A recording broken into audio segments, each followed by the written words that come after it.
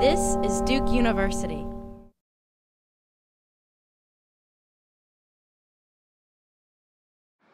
It's my pleasure to welcome all of you to the Fuqua School of Business. I think we are going to have a very interesting and robust conversation with our honored guest and our excellent moderator. We think there's tremendous value in having conversations with leaders who have wisdom and experience that they can share with all of us. It's a funny task to introduce someone who has been a presidential candidate. By the time you've gone through a presidential election, I think everybody knows what you like for breakfast. And so there's really not a lot that I can add other than to say that this is someone who has had a remarkable life of service and leadership in both the private and public sectors, including starting Bain Capital, out of Bain Consulting, and Bain Capital is now one of the leading private equity firms in the world, being the CEO of the organizing committee for the 2002 Winter Olympics, being the governor of the state of Massachusetts, and being the candidate for president in the 2012 presidential election. I also note, and this is somewhat distressing to me as the dean of a business school, that Governor Romney went to Harvard Business School. I forgive him for his youthful indiscretion, particularly in light of some new information that has been publicized recently, which is he entered the bracket, NCAA bracket challenge and finished in the top 10th percent. He picked, yes?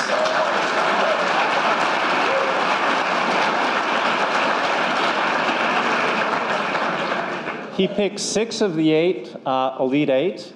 He picked all 4 of the Final 4 teams. He picked the 2 finalists. And most importantly, he picked the national champion.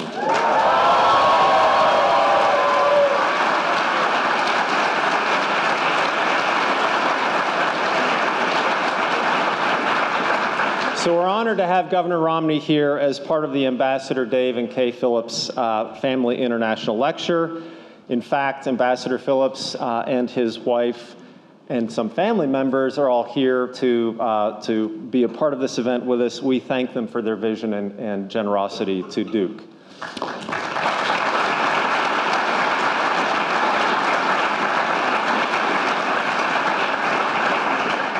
The Phillips Lecture is the highest profile event of Duke's American Grand Strategy Program, and it brings to campus distinguished leaders who have made a profound contribution to world events and our understanding of those events. Past participants include people like Condoleezza Rice, Bob Gates, David Petraeus, and Martin Dempsey, among others.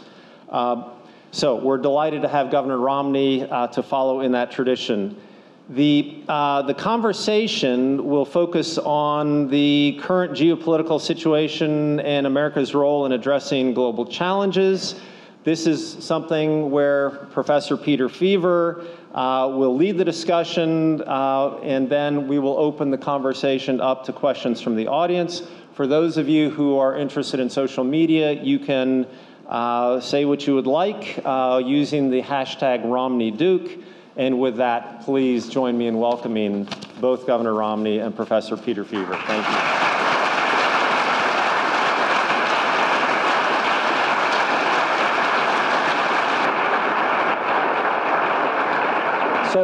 So Governor, it is very good to have you here. And as you heard, you are one of the smartest sports minds in the country.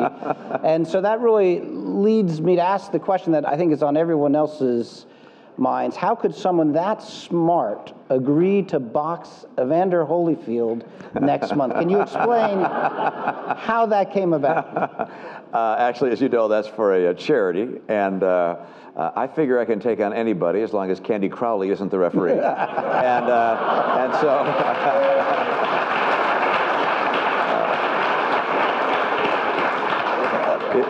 I'll tell you quickly, he's been most generous. He said, look, you can throw anything you like at me. He said, throw every punch.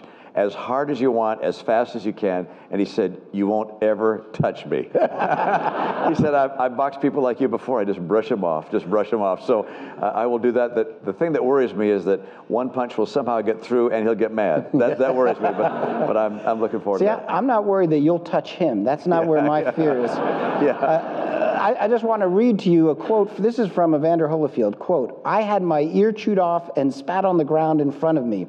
I've seen everything it is possible to see in boxing. I know this business better than anyone, so I live and die by my own decisions. That's the man who's going to be punching at you.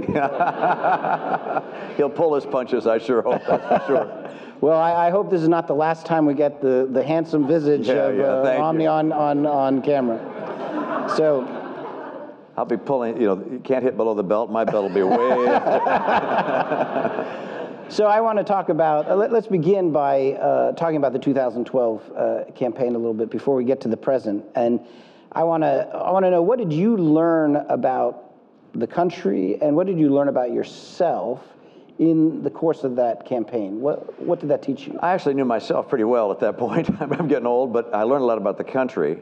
I have respected the country and appreciated the dynamics of the American way of life for pretty much my career and my life. But actually going across the country and visiting as many states as I did, and not just doing the rallies. What I and my team decided is before every speaking event, before every rally, if at all possible, I'd meet with 4 or 5 couples and talk to them about their personal lives, what they were doing, what was happening in their lives. And so we'd have about a half-hour or 1-hour meeting before each event. And so I got to know a lot of people. And I came away having more confidence in America and more optimism about our future. We're still a very patriotic people. We are very hardworking. We put in more hours per week than do even the Japanese that are noted for their hard work. A lot more than the average European. We are entrepreneurial. We have Jenny Craig here today. Ever heard of Jenny Craig? Jenny, stand up and wave to people. This is the Jenny Craig, all right? Jenny Craig, say hi.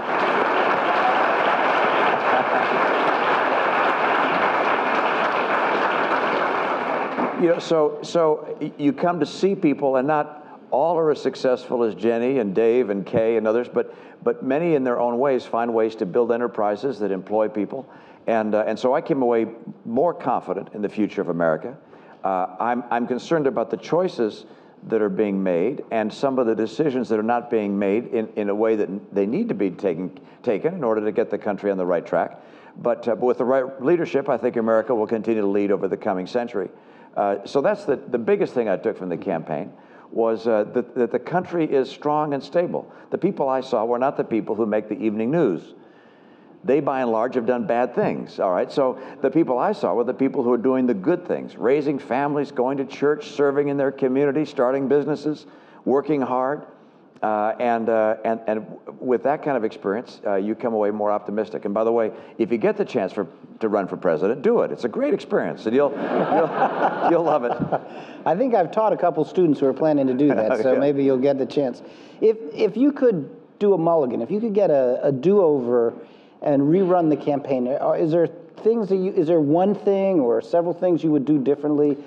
Well, one of the things that I'm telling the people who are thinking of running in 2016, and I spend a good deal of my time helping Republican candidates in various races, but I also speak to people thinking of running in 2016 and offer my thoughts. Some are related to policy. I think it's important that we don't fall into the trap that the opposition party always lays for us. They always communicate that Republicans are the party of the rich, and that they are the party of the poor and the middle class. And nothing could be further from the truth, in my opinion. The rich, by the way, will do fine under leadership, Republican or Democrat. It's the poor and the middle class that will have a very different life, depending on whether conservative principles or liberal principles are applied. I wouldn't be a Republican if I didn't think that the principles of my party were best to help people come out of poverty and have better jobs and higher incomes. But we as a party sometimes fall into the trap of sounding like we're the party for the wealthy, and that just kills us. And so I talk to folks about their tax policy to make sure we don't adopt policies that allow the opposition party to demagogue us and make us sound like we're trying to help wealthy people as opposed to help everybody. And And of course, the other thing that I talk about is the need for us to do a better job taking our message to minority voters. And there's a bit of a challenge there built in. It's a bit of a catch-22 because minority voters don't vote very heavily in Republican primaries. Minority voters, by and large, vote very extensively in Democratic primaries, but because we've done such a poor job to date, there are not a lot of minorities in our primaries. So if you're running for president or Senate or governor, and you got a long primary, let's say 2 years out. I mean, these folks that are running right now, it's almost 2 years they've got. They're going to spend their time in the Republican contest trying to get Republican primary voters to support them. And they're primarily majority ethnic voters. And so that's where they'll spend all their time. They won't spend time with Hispanic voters, young voters, with African-American voters, because they're working on the other primary. And then when we have a nominee, he or she only has a few months to run off and let the minority community know that we're interested in your vote too. And they say, well, where have you been the last 2 years? And so I'm telling the people who are running on our side, look, even though it may not be critical to you becoming the nominee, it's essential for us as a party to connect with minority voters and explain why the principles you believe will help the minority community and middle-income families and poor families in a way that the Democrats won't. And those are a couple things that I do now, and those things would have applied to me. There things you could have done differently? A do-over, I'd have made a much bigger effort. One, monitoring Hispanic TV and what the Obama campaign was saying about me on the Hispanic TV networks and fighting back, which I should have done much more effectively, and taking my message to the minority communities. That's probably the single most important thing I'd have done differently. So keeping with the sports analogy, if there were instant replay and you could get the folks to re-look at something again a little more closely, perhaps without the crush of the campaign optics, do you think there's things if they looked at the 2012, either the platform or the message or something else that it would be have a different result this time if they looked at you in this moment and saw the real you rather than maybe the way you thought you were being presented? Well, I don't spend a lot of time going back and trying to rehearse what I'd have done differently piece by piece. I instead look forward to 2016. And 2014, by the way, was a critical time, and I worked in a number of campaigns and look at 2016. But I'm convinced that the biggest difference I would need to have taken in my campaign to be successful would to have a more successful outreach to the minority communities, Hispanic community, African American, Asian American, and others. And I did well with the majority population, as you know, but way underperformed with minority population. So you look back and say, that's where you ought to spend more time.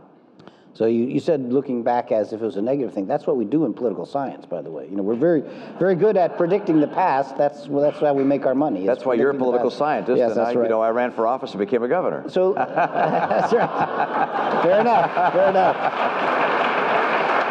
Fair enough. So yeah, but I lost twice, so that doesn't count. So let's talk about some of the foreign policy themes that were in play in 2012. I don't know if this was an important theme, but it certainly seemed to be an important moment. The Benghazi raids on the anniversary of 9/11, and then the campaign politics that erupted in response to that. That's one that still echoes today. Secretary Clinton is still being asked questions about that. So can you just talk to us what happened, not in Libya what happened, but what happened in the interplay of that event and the campaign dynamics? Benghazi was an enormous issue, particularly among conservative voters. And when I would speak with Republican crowds, Benghazi was extraordinarily important to them. And there was a feeling that somehow Secretary Clinton had not just made a mistake, but maybe there was something more sinister than that. I didn't happen to agree that there had been a sinister purpose on her part, but of course she acknowledged that she was the person in charge and she didn't get the job done and she made a terrible mistake. And so I thought that the part of Benghazi that had the most political significance, if I was right in that regard, the most political significance was that the White House had tried to downplay Benghazi as as a terrorist act and instead suggest it was a reaction to a videotape. And as you may recall from a debate, I tried to make that point, and Candy Crowley corrected me and said, no, that the president did that right. And I, to this day, disagree with her on that. Let's put it that way. And so that became an issue, although I happen to think that the overall foreign policy posture that the president represented in 2012 and continues to represent is at odds with the interests of America today.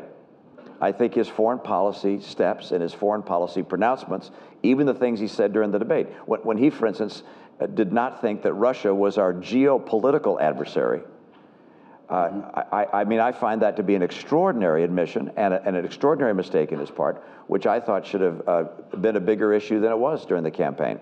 I think the president's foreign policies have been disastrous for America and for the world.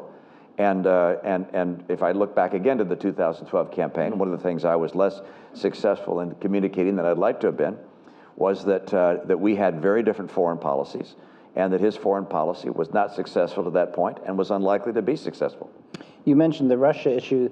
That one is one where President Obama scored kind of a rhetorical victory in a sort. He had that crack, the 1980s are calling and they want their foreign policy, and that won on the Twitter competition of, who was the funniest line of the night. Got a lot of mileage out of that. How does that look today, and how might you have responded then, and how would you respond now? I think people have recognized that, in fact, the president was wrong as it related to Russia. We have Secretary Hillary Clinton, standing there with the Russian foreign minister, actually having produced a red button like the Staples "That's Easy" button. I mean, can you imagine a worse photo image than that? And it said reset, and she's pressing the reset button. It's like, are you kidding me? And this flowed. I used to joke that the president didn't have a foreign policy, but in fact he did. His foreign policy was based on the idea that the people of the world have common interests. I disagree. I think there are people in the world that seek to oppress other people and seek to take from other people their resources and their freedoms. And number two, he seemed to think that given the fact that everybody has common interests, that if we just show the people like Putin that we're willing to bend and provide him with various gifts politically, diplomatically they'd like, that he'll go along with us. That also has proved to be false. I mean, so this reset was, look, we're going to give you the #1 foreign policy objective that you guys have. The Russians across the table have as their #1 objective the removal of our plans for a missile defense system in Eastern Europe. And as a gift, as part of our reset, we're going to get rid of that missile defense system. And in exchange, we're going to ask for nothing. We're going to get nothing in exchange. Oh, and by the way, we're also going to sign a nuclear arms treaty with you. And we have 2,300 long-range nuclear weapons. You have 1,500. We're going to agree that no country can have more than 1,500. So you don't have to reduce anything. We, however, are going to reduce our nuclear weapon. We're going to give you these things and get nothing in return. And all that suggested to President Putin, in addition, by the way, to walking away from a red line in Syria, was that America was a nation that was weak and under leadership that would not stand up for our principles and values. And I think Putin has gone on to measure the man and to measure American foreign policy, and that was part of the calculation that led him to believe that when Ukraine was having tumult, that he could move into Crimea, take Sebastopol and parts of Crimea, and could do so without a threat from the United States. And the consequence of that, by the way, I don't think he's finished.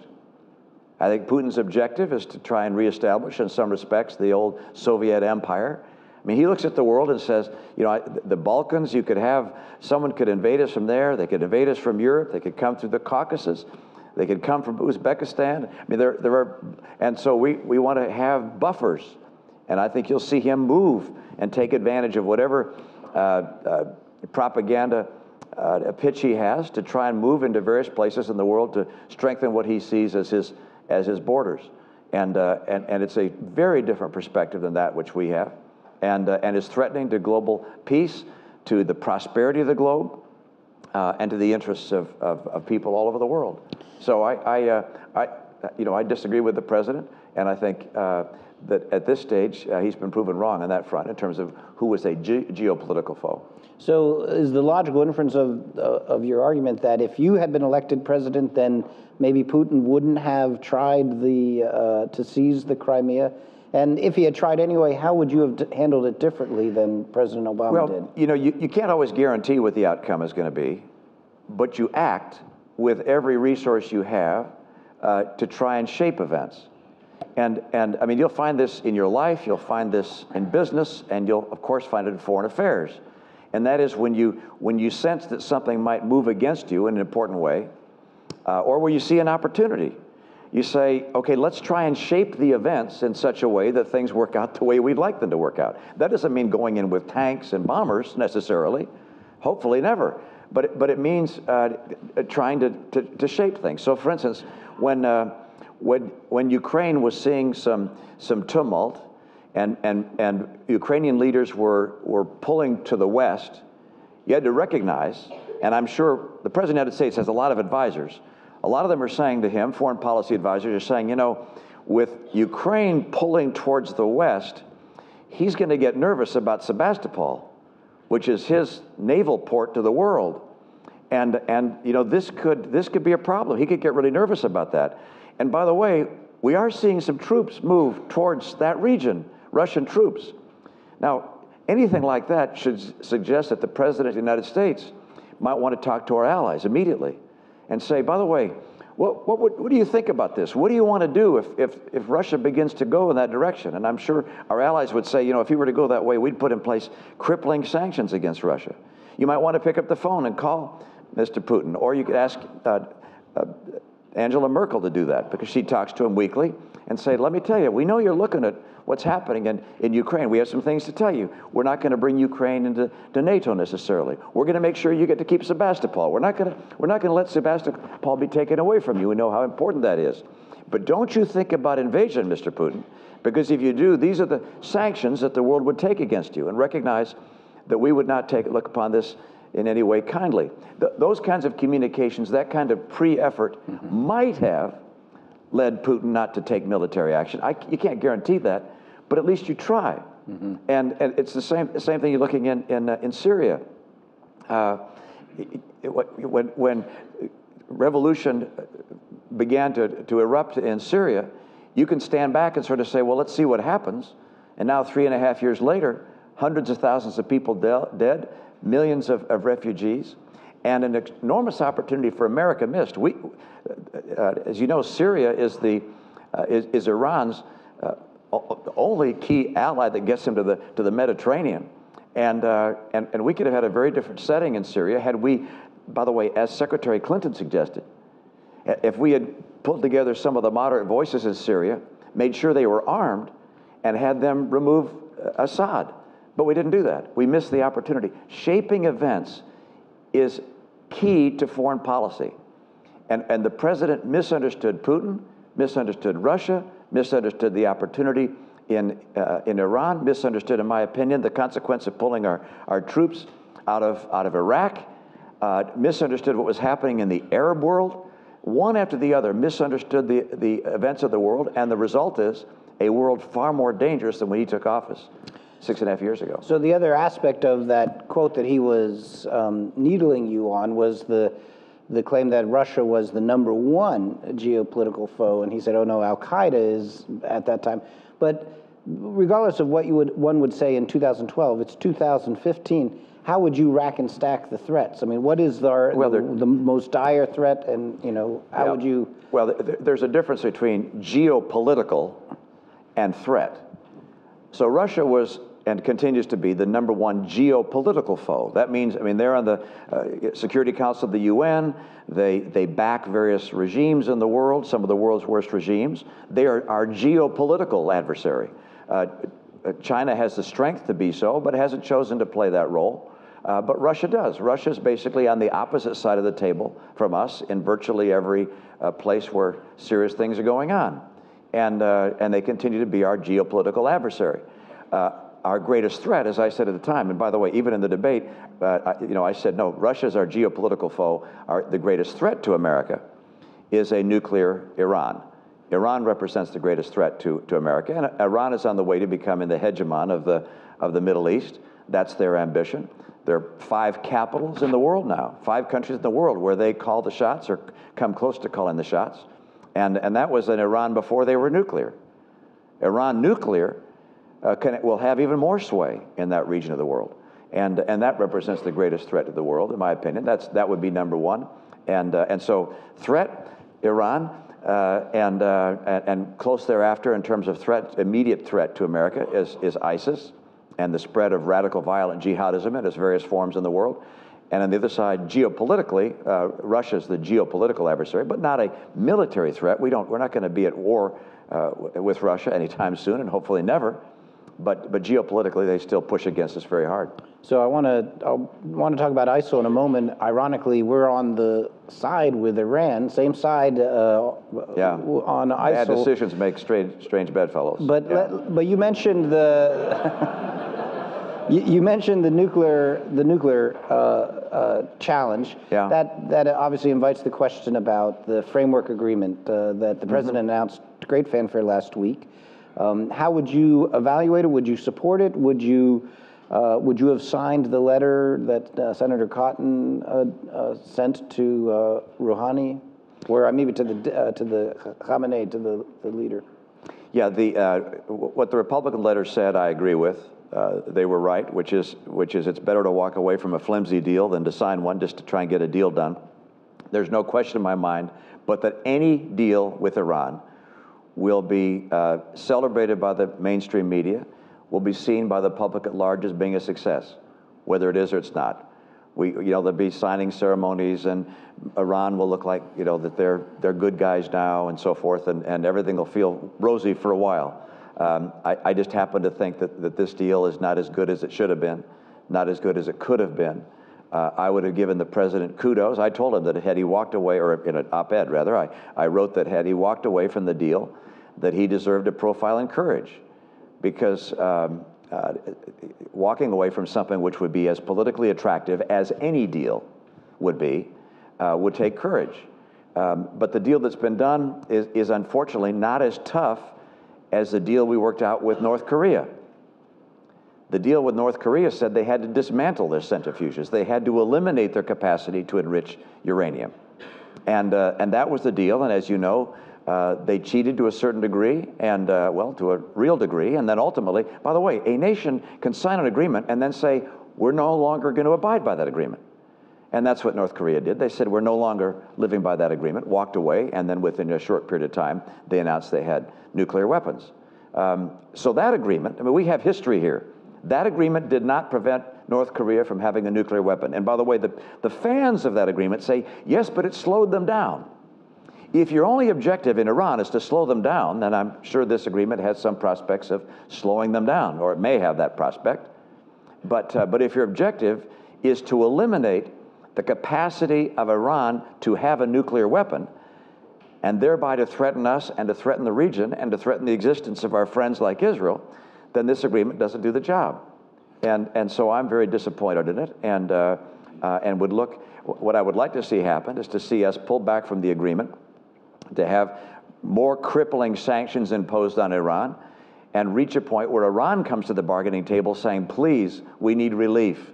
What do you need? And the answer is, dismantle your 6,500 centrifuges, get the fissile material you have, and the enriched material, rather, that you have out of your country.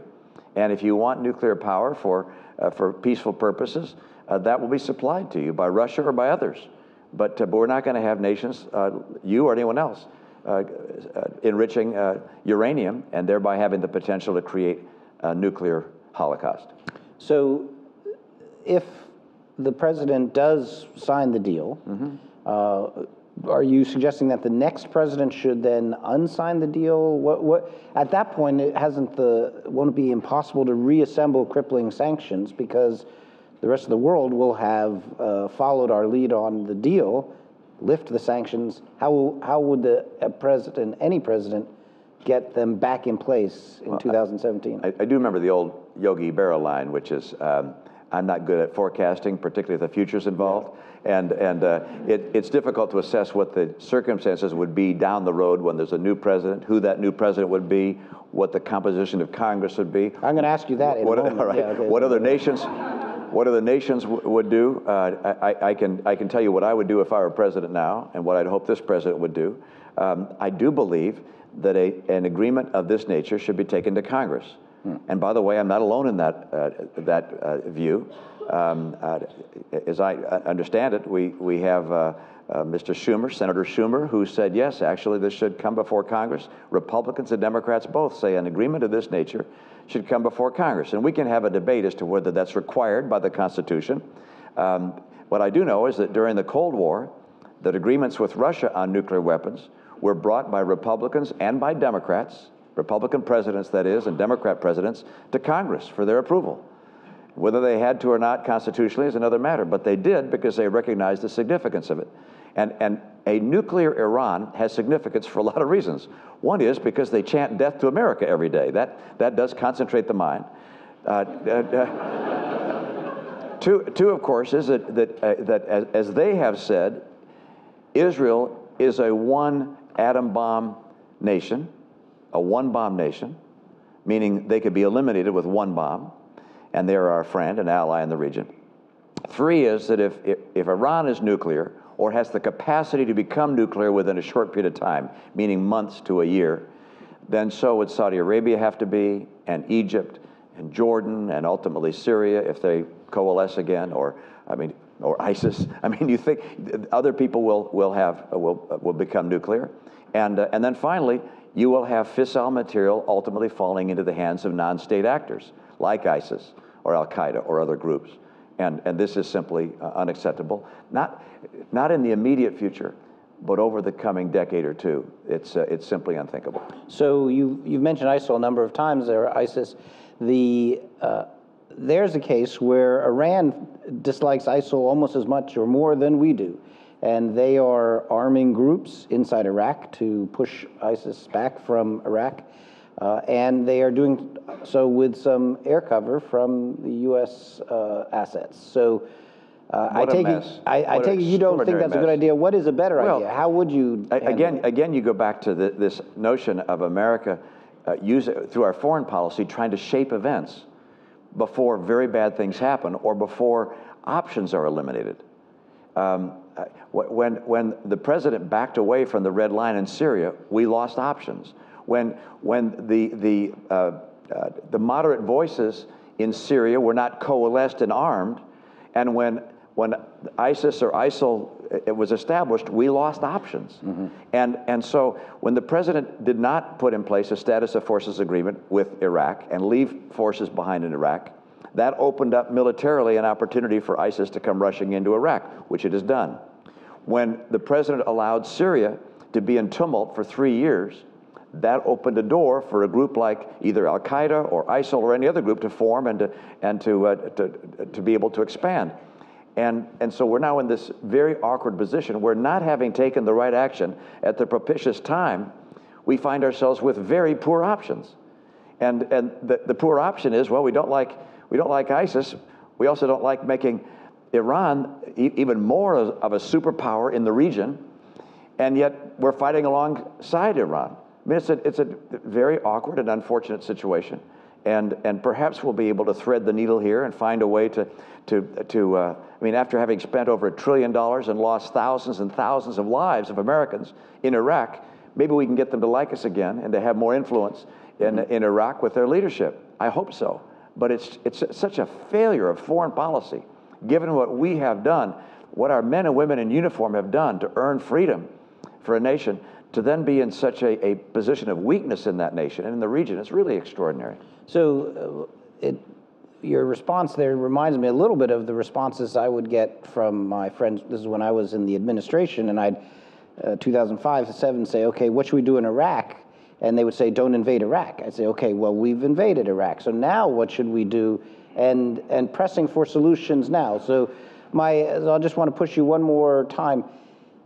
Let's stipulate that everything you said was correct, that this situation is much worse today because of choices that were made over the last 6 years and before. So both administrations. But certainly in the last 6 years, there were better choices that could have been made, but we are where we are now. So you're president of the United States now, 2015, and ISIL is threatening to take Mosul and Tikrit, and your only ground forces are Shia militia. Would you support them, or would you? Well, the answer is getting rid of ISIS is our highest priority in that region of the world. And that means we're going to fight alongside whoever we have to fight alongside to absolutely defeat ISIS. What I'd like to see, and what I would try and do as President of the United States, is to see if we can't get other friends in the region to also participate in this effort, to also see if we can't work with Sunni leadership in Iraq to see if they can't, instead of a wink and a nod supporting ISIS, perhaps help us push against ISIS. You'll be working with the Kurds as well, and of course the Kurds have been very active in this effort. Bolster them, give them better equipment, give them better training, give them support from American military advisors, provide intelligence capacity to our friends, particularly those Sunnis in northern Iraq as well as the Kurds. Maybe get the Turks to see if they can't be more involved in this effort as well. Going back into Syria, what a mess. Who are our friends there? Who are the people we trust there? Hopefully we have some sense of that, and try and giving more support to the people who we think we have links with. So we're trying to get a larger force than just Iran, and see if we can't have also more influence with Iraq and the leadership in Iraq. I mean, all of these things you try and do, they're all chewing gum and baling wire. Because we are where we are, but nonetheless, you draw on every resource we have in the region, and of course, the region is in tumult. I mean, look what's happening in Yemen. I mean, you've got Iran looking like it's facing off against the Sunni world in Yemen, and a proxy war going on there. I mean, the president gave a speech at the beginning of his administration, went to Egypt about the new dimension of friendship that was going to exist in the world of Islam. My goodness, it hasn't worked out the way he promised. And so at this stage, you do the very best you can in every little capital you can to try and build something other than drawing Iran closer and closer to the leadership in Iraq. So I want to give you a chance to make news and maybe get an invitation to the White House Christmas party. Not likely. Aside from getting bin Laden, what would you say is President Obama's greatest foreign policy success? Aside from getting bin Laden, I'm going to take away the easy one. Well, you have to give me some examples, because I'm trying to think about what there. I mean, there are. I'm trying to. What about the? There's some. Look, not everything in the world has happened bad. If you had picked Wisconsin, you wouldn't have gotten that kind of. There are some. What about the pivot to Asia? Well, the pivot to Asia is one. I don't think you announce a pivot to Asia. I don't think the word pivot says we're leaving one place to go to another. Now, think about the people who are living in the place you're leaving. All right, what do they think about that? The place we're leaving is what? The Middle East?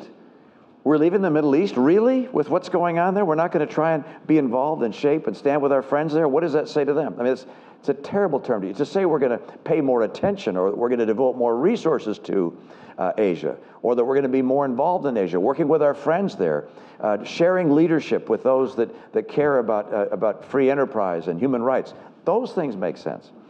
By the way, saying that we're going to have an aircraft carrier there, we're going to have enough aircraft carriers in our Navy to be able to maintain our Bretton Woods commitments, to keep the sea lanes of the world open. Those kinds of things you say. Mm-hmm.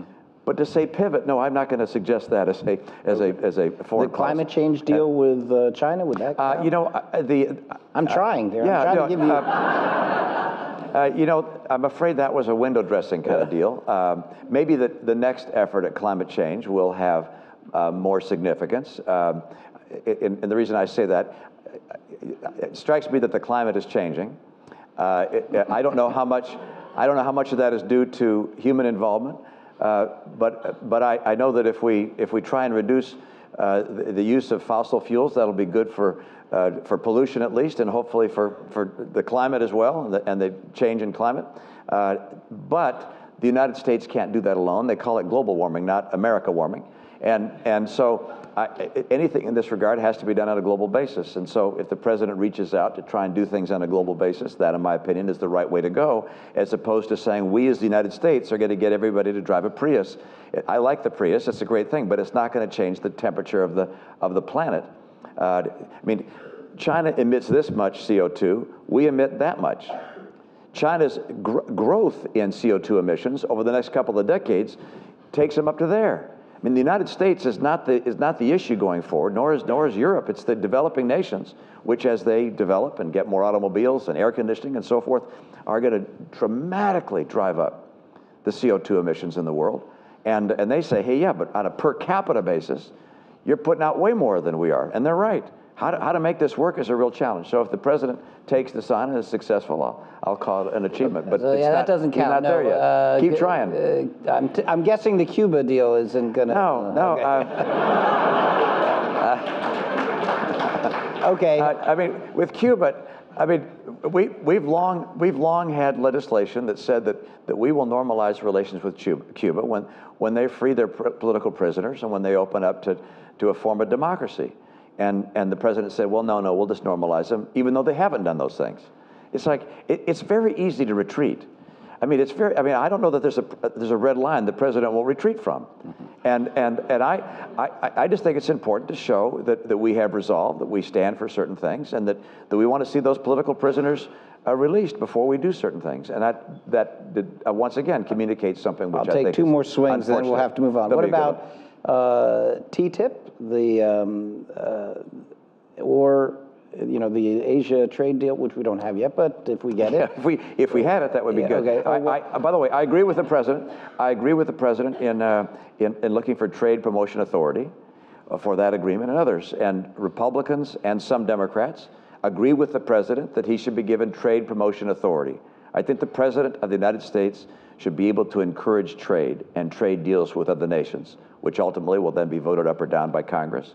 And I say that because while it is counterintuitive, virtually anybody who takes a very close look at it and is unbiased will say that trade with other nations increases the well-being and prosperity of people in both of those nations. That's if it's done right, and people don't cheat and they don't take advantage of one another. But so I encourage open trade in part because I think America will win and it'll be better for our working men and women. So the president's been fighting for that. I give him credit for that. My best. You got one, kind of. Ebola response, maybe. He made some. I mean, the administration obviously stepped on its toes badly with regards to bringing back an Ebola patient in the United States and not having in place the kind of protocols that should have been in place. You would have expected the CDC to be at the hospital, calling the shots, telling people what to do, laying out a protocol. When the CDC said, "Oh, the hospital didn't, follow the protocol they should have," it's like, what protocol? You didn't give them one. So that can't be seen as a great accomplishment. Okay. But sending support to the nations that had Ebola and trying to provide humanitarian aid was a good thing. Okay. And you want to keep trying? No. You told me backstage, but I'm not sure you set it up here. What was his bracket? How did his bracket do? He didn't pick Duke. Let's put it that way. Yeah. So let's move forward to 2016. Which candidate is going to perform better than expected, and which one is going to perform worse than expected? You pick on the Republican or the Democratic side? Well, the Democratic side at this stage looks like they have only one possible contender in Secretary Clinton. And of course, I felt the same way in 2008. She had a young, 2-year veteran of the Senate running against her who had not had a leadership position in the state Senate. And this was Barack Obama. And he caught lightning in a jar, did a terrific job at debates, and beat her. So something like that could happen on the Democratic side. I don't think it's likely to happen. I didn't think it was likely last time. So I sure can be wrong in making those kind of predictions, but I think she's the Democratic nominee, barring some surprise. On our side, we get a lot of good people. There are probably 15 or so that would be on the stage at the first debate, if they could be. Some will rethink. They'll look at the early movements. You probably heard Ted Cruz. The rumor is raised $31 million for his PAC, super PAC, in the first week or two. If that's the case, that's going to scare some people away, I imagine. Governor Bush has likewise been very successful in pulling together people who are Republican fundraisers, and will probably show a big number in his fundraising when the report comes out, and that'll scare away some people. So on the money front, the money primary, if you will, there'll be several who really stand out. Governor Bush will be one.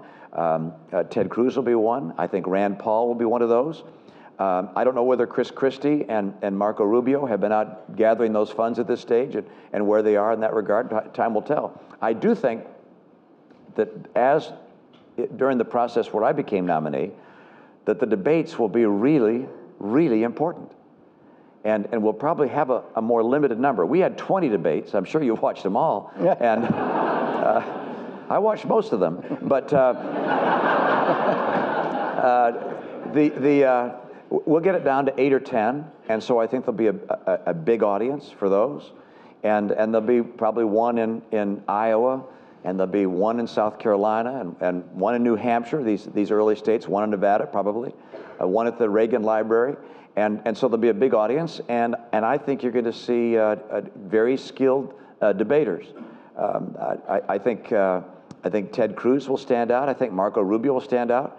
Governor Bush has debated very effectively in races in the past. I think he'll stand out. If Mike Huckabee gets in, those of you who've seen Mike Huckabee know that he has a homespun kind of manner that's very effective, and he'll connect with a lot of folks.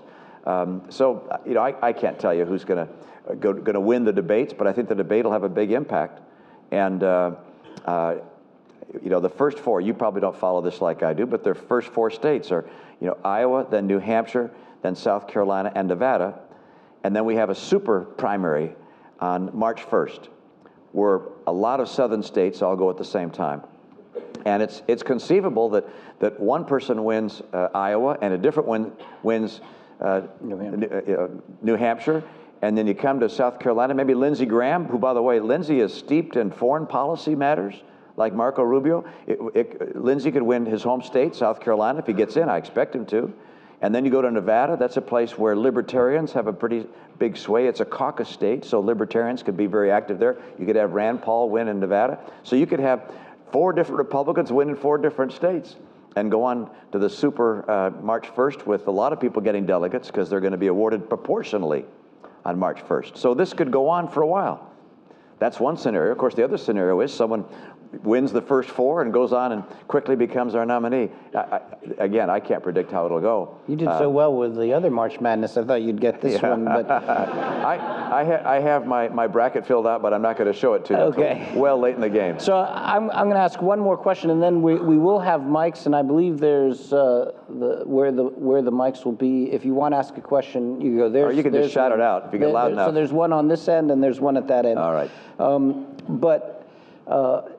It's really a double-barreled question. The first is there a Republican who could win the nomination that you would not support in the general, that you say, wow, that is so far from where the Republican Party should be that you would just sit that one out? And the follow-up is there a foreign policy issue that you think will be critical in this election that we should be paying attention to? That we haven't mentioned already. To answer, I mean, I anticipate I'll be supporting the Republican nominee. It's not imaginable to me that I'm not going to support our nominee, and our nominee, I believe, will have adopted and have espoused the policies that have formed the basis of my party for a long time.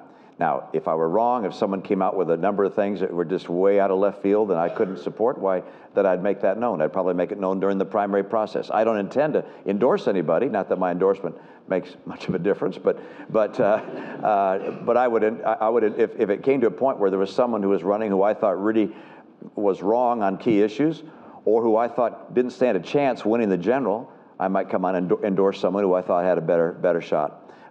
As to what issues are going to be the big ones? Foreign policy. Foreign policy issues. I mean, I think foreign policy could well be the center point of a presidential campaign. That's a bit of a stretch, because by and large we concentrate on what's going on right here and what's happening in our own homes. But a terror event or an event somewhere in the world that was threatening to our friends or to the global stability of the planet could make us concentrate more on foreign policy. I happen to think foreign policy does not get as much airtime as it should in the presidential selection process. But clearly what's happening with ISIL could develop that. What Russia does could make that become a number one issue. What's happening across Northern Africa, the Middle East. I mean, things happening in Latin America could put that front and center. Even in Asia, I don't forecast that happening in Asia immediately, but China saying the South China Sea is theirs is obviously problematic. I mean, about a third of the world's trade passes through the South China Sea. They say that to go through that sea, you need their permission, including our naval vessels. Well, that's unacceptable. That the seas have been opened to people of the world. That's something which we can't abide by. I don't expect that to rise to a crescendo prior to 2016, but I think foreign policy could well be it. And I think right now you'd have to say that ISIS is the place where that's most likely. Is there a candidate who's particularly on our side or on the Republican side? They just revealed my... He's like members of the media, just on the opposite side. Okay. I got tenure, thank goodness. Right. But despite your political persuasion, yes, right. Is there someone on the Republican side who's particularly vulnerable on foreign policy? I'm not going to take a shot at anybody on our side of the aisle. Okay. And there are a number who are known for their foreign policy credentials, and if foreign policy becomes the big issue, that will help them. There are others. Governors tend to be not as well known in that regard. Although I saw a poll that said that voters generally saw Jeb Bush as being the most knowledgeable in foreign policy of the 16 contenders, and he's been was a governor for some time. He's been on the political front for a long time, and that may well be the case. So, governors, senators, we've got folks who I think have credentials in that regard. Okay, let's open up. There's someone in line right here, I believe. Hi. Please tell me your name, too. Hello, Governor Romney. My name is Harrison Ferlato. I'm a sophomore biomedical engineering student. It's such an honor to have you at Duke University. You've been an incredible role model for young men and women around the country, on the magnitude of Ronald Reagan, if I might say so myself. This is actually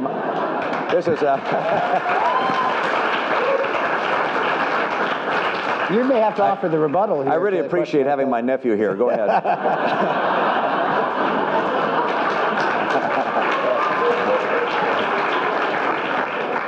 I've heard that one before. Yeah. I had a pretty eye-opening encounter recently. I wanted to get your opinion on it. I was speaking to an international student from Qatar, and I asked him, what do you think of President Obama? He says, well, I love him. I say, well, how come? He says, well, President Obama is bringing the U.S. on par with all the other nations around the world. I say, how so? He says, well, he's socialized medicine, and he's reducing the military, and he's not shaping international issues like Reagan did, and so forth. And I'm thinking to myself, first of all, that proves our cynicism about the president, and he's pretty cynical. And second of all, I'm thinking most of our country actually is with this international student who they support the president bringing us on par with the other nations. And on par, in their opinion, means less American exceptionalism. So how do we reverse this tide? And then this popular notion that America is not a good place and we should not be number one. And obviously Reagan is the complete opposite of this stance. So don't worry. Look, I see some of the other folks. I know you're going to get tougher questions to come. But how do we respond to that? I'll just say this: the impact of a president is hard to overestimate. You'll find throughout your career that a leader has extraordinary capacity. I mean, Winston Churchill saved the world. One person. I mean, it took a lot of others, but were it not for Winston Churchill, we would not have the world we have today. I think Ronald Reagan helped this country immeasurably, and I think JFK had a huge. So there are Republicans and Democrats, but leaders have enormous impact. So you ask how it will take a president that's able to communicate to the American people the consequence of issues that lie before us and what things we should do. I would note this: which is that if we are not the leader of the world, someone else will be. And if we're just sort of even with the world, then we'll be even with Russia, with China, and ISIS, or Iran. And Russia and China and ISIS and Iran, not one of those believes in the freedom of the individual. All of them are authoritarian states. I don't want to have my kids and grandkids having to live and work in a world where the majority of the major powers of the world don't believe in freedom. If freedom is going to survive in this world and prosperity is going to increase for the poor in the world, including the poor in this country, America has to be involved in the world and lead. And for America to lead, we have to have the strongest economy, the most committed and patriotic people, and we have to have a military that's so strong that no one in the world wants to test it. And that, I think, is what we're going to have with our next president. Thank you.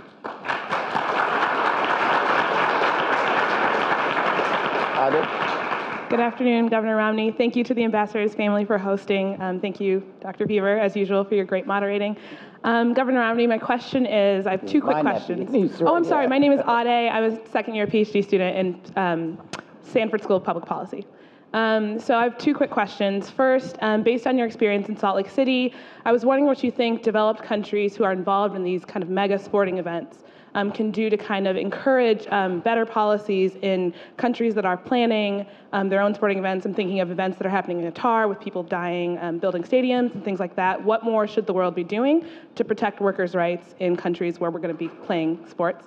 And my second question is, you talked about the Republican Party reaching out to minorities. What specifically are things that the Republican Party and candidates can do to reach out to minorities? Good.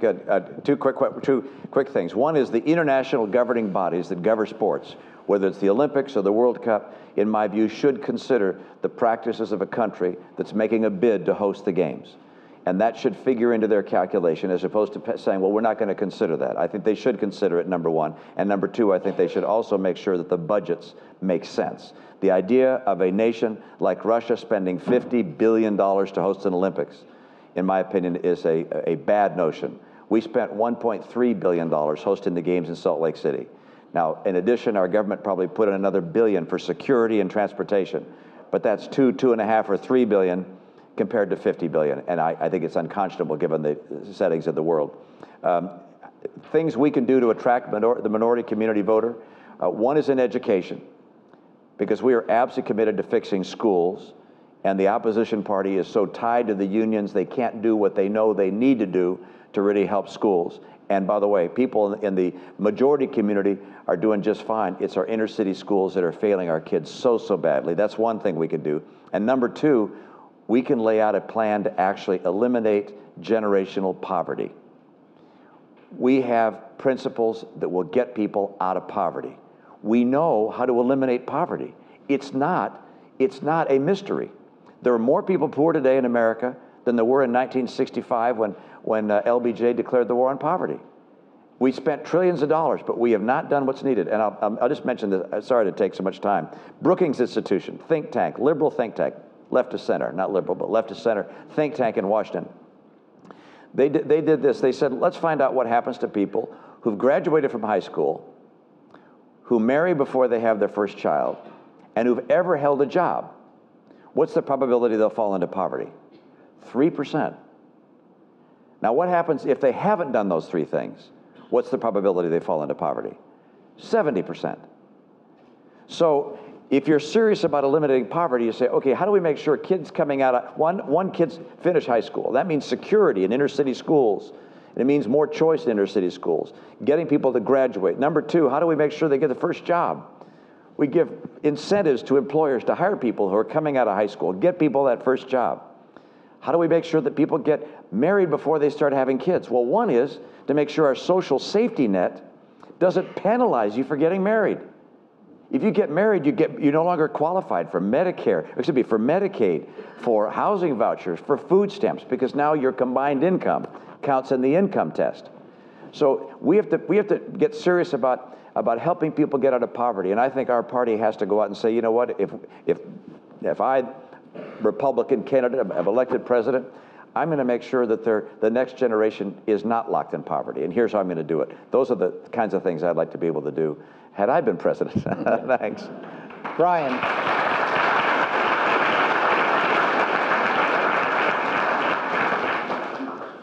Sir, thanks so much for coming today to Duke. We appreciate it. I'm Brian Groves. I'm a PhD student at Sanford and also an active duty Army officer.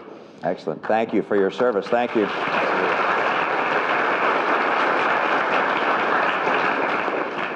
My question is about your comments about shaping events in foreign policy. It seems to me that the assumptions underlying the context of your remarks on that regard, as I interpret them, is that one, the U.S. intervening in global affairs is always a good thing, and that the outcome is always positive when we do so. It seems to me that if I'm reading your comments correctly in that regard, that there are many of our actions in the foreign policy realm of which that is true, but that there are also some where that has not played out. I totally agree with you. So you wouldn't want to try and shape events everywhere. Some places the best thing we can do is let someone else play that role, or let things happen on their own. What threshold in that regard, sir, would you use then in terms other than vital U.S. national interests to help us decide when to intervene and when not to? Well, intervention it means different things. If you're talking about kinetic intervention, meaning military intervention, a very high threshold. I think the decision to send in our men and women into battle has to pass a very high threshold, and a number of elements have to be in place. A major American interest is at stake. 2, we have to understand precisely what the mission is we want to accomplish. 3, we have to understand how we're going to accomplish it and have a plan to do it. 4, we're going to understand how we know when to get out. And finally, what we're going to do to make sure after we've left that things are left in a positive state. I mean, these things have to be in place. They haven't always been in place when we've been involved militarily. But there are other places in the world where we may not be involved militarily, but we have an embassy there, and we can work in collaboration with others. Sometimes other nations can do a better job somewhere than we. In some African countries, for instance, some other countries have a more natural language connection with some African countries than do we. Middle Eastern countries, the French, for instance, have a long history with in Lebanon. They might be able to play a role with leaders there that maybe we're not as effective doing. I can't give I don't want to be too specific in that regard, but our friends, I mean, the other nations in the world can also play a role here. But to have nations that believe in principles that we espouse being involved in the world can't be anything, in my view, but a good thing. And some places it's hand off and be quiet. In others, it's play a more active role. Latin America is one of the places, I'll just note, where I can't believe we don't try and have more positive influence. We have the Bolivarian Alliance going on, and we had Chavez, the Castro brothers and others. We ought to be doing things, and by the way, that may be just helping others, doing things to lift the economy of other nations, being supportive, providing micro loans in Africa. There are a lot of things we can do that don't mean necessarily coming in with a heavy hand, but instead encouraging nations in positive ways. Over here. Hi, Professor Feaver. Oh, sorry, I'm Ben. And Professor Feaver, you taught me international relations, so I'm sorry to move slightly aside from foreign policy. But Governor Romney, I wanted to ask you about the 2012 campaign. And in particular, it seemed like one of the sort of a particular narrative that was spun against you was your evolution on certain issues. Healthcare comes to mind, the Romney-Care, Obamacare comparisons. I wondered, from the inside, what was the conversation like as that and other things were constructed, these arguments were constructed against you, and how did you seek to counter those like meta-narratives that ended up being so costly? Well, the opposition campaign, of course, does its very best to characterize you in the most negative way possible. You try, it's always a battle you'll have if you're running for office, which is, do you spend your money in ads trying to fight against their attacks, or do you simply attack back? And most people will tell you that if you're explaining, you're losing. And that if you get attacked, that instead of spending your money trying to refute the attack is to instead go out and attack back and to attack on their weakest point. And so when the president would accuse me of changing my position on Obamacare or Romney-Care or whatever, I could spend my time saying the truth, which was, When we established Romney Care in Massachusetts, I was asked at the time, is this something which the country should adopt? And I said, no. This is fashioned for our state. A state like Texas, this would not work in. Why? Well, 7% of our state is uninsured. 25% of Texas is uninsured. It would be too expensive to take what we've done and adopt it in Texas. But so I said that at that time. Now I could run ads saying that. Or I could run an ad saying, under President Obama, the American people have seen unemployment figures that are unacceptable. People are not getting jobs. And that was the issue that, if you will, drove the voters more than me trying to defend myself against their attacks. And you know, I go back and say, well, should we have done ads a little differently? I'll let the political scientists figure that out. And we can, you know, we could argue about that, but they did a very good job attacking me. One of the nice things, if you're in a campaign, is if you're not the incumbent, you can define your opponent. The incumbent, it's very hard for me to define President Obama in my campaign because people already knew him. And so he was kind of defined, positive and negative. I, on the other hand, could be defined negatively by their campaign, and they did a good job of that, unfortunately for me. Thank you, Governor Romney, for speaking with us today. My name is Leah Cromwell. I'm a senior undergraduate here at Duke. I actually worked on your 2012 campaign. Thank you. The grassroots campaign was run out of my freshman dorm room, which was quite the experience. But I'm also a dual citizen of the US and Israel, so my question is a bit more pointed in that direction. I'm very interested to hear how you've seen US-Israeli relations progress in Obama's second term, and sort of where you envision that progression now that the new elections just took place and Netanyahu is still the prime minister in Israel. You know, I think there are three elements that are shaping the president's aggressive response to Prime Minister Netanyahu. One is that I think there's just personal animosity that's developed. Two, I think the president wonders why we have such a unique relationship with Israel, and wonders how come Israel gets treated better than France or England or anybody else, and why is that? Or maybe even better than the Palestinians. Why is that? And three, and I think this forms a bigger part of what he's doing than the first two. Three, I believe, that it's very important to the president that this Iran nuclear deal gets signed, and there's only one person on the world stage who can stop it and who can create public support to recognize it's a mistake, and that's Bibi Netanyahu. And so he's tried to diminish Bibi Netanyahu in every way possible, such that the person who could speak out against this agreement doesn't have the kind of clout he otherwise would in America or around the globe. And so I think all those things figure into what he's doing with regards to Israel. I think it's unfortunate. I think there are a lot of reasons why we're close to Israel, and there's a special relationship with Israel. One, of course, is they share our values, and that's no small thing. Two, we share economically. Israel, as you know, is the startup nation. More startups per capita than anywhere in the world, and our economies are linked in important ways. But three, awful things happened to the Jews, and we have a moral responsibility to make sure nothing like that ever happens again. And for those reasons, I think we have a special relationship with Israel and with the people that suffer there. Here. Thank you for coming. I'm James Brock, and I'm a junior in political science. And my question is, what is your favorite book on politics and your favorite book on business management and leadership? Let's see, memory banks. You want me to give you some of my books? It probably wouldn't be of interest to you. I think it was called What It Takes by, is it Ben Kramer? Is that the name?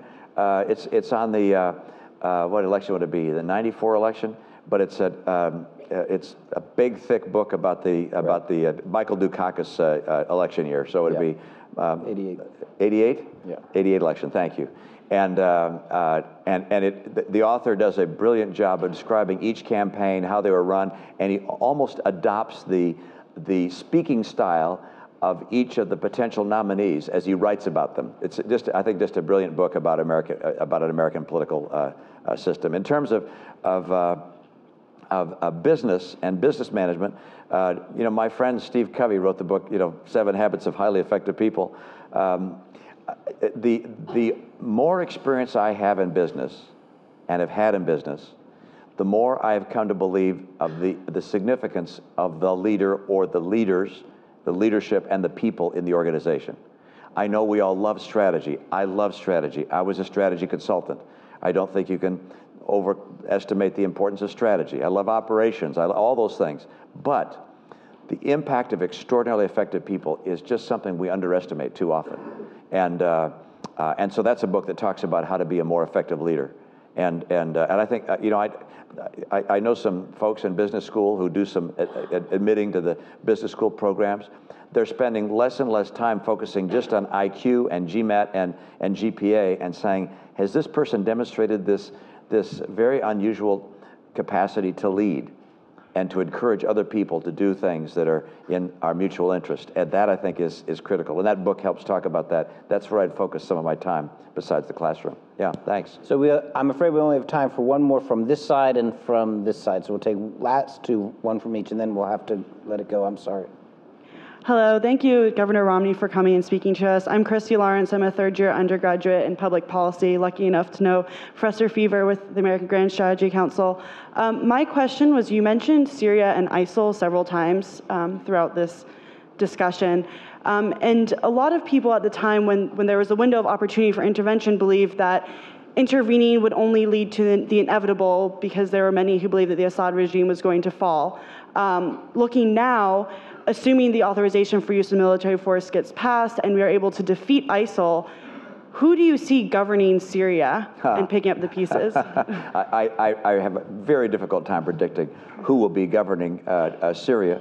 But if, in fact, it is Iran that plays the key ground role, pushing ISIS out of Iraq and out of parts of Syria, then Iran is going to be pulling for Assad. And if they don't move him out somehow and put in another puppet, they're still going to want to call the shots in Syria. And we will have lost an opportunity for Syria to become more linked with our interests than with Iran's interests. I hope it doesn't become another Iran puppet, as other parts of the world are. But I don't know, I can't give you an individual right now who will emerge and who would oppose Assad. I'd like to see Assad fall and a moderate government formed, but we don't know what that would look like at this stage. I wish I knew. I wish I had a better sense of that. Yeah, thank you. Thank you, Governor Romney. This has been a fascinating conversation. I'm Emma Kimmelmoen. I'm a junior majoring in political science and Chinese, and also thankful enough to be on AGS Council with Professor Feaver and Christy. I wanted to ask a little more on your thoughts about China. So we had a lot of information about China's infrastructure bank, and I was wondering what you see, what could the U.S. do to further integrate China into international norms, and how you see that playing out in the future?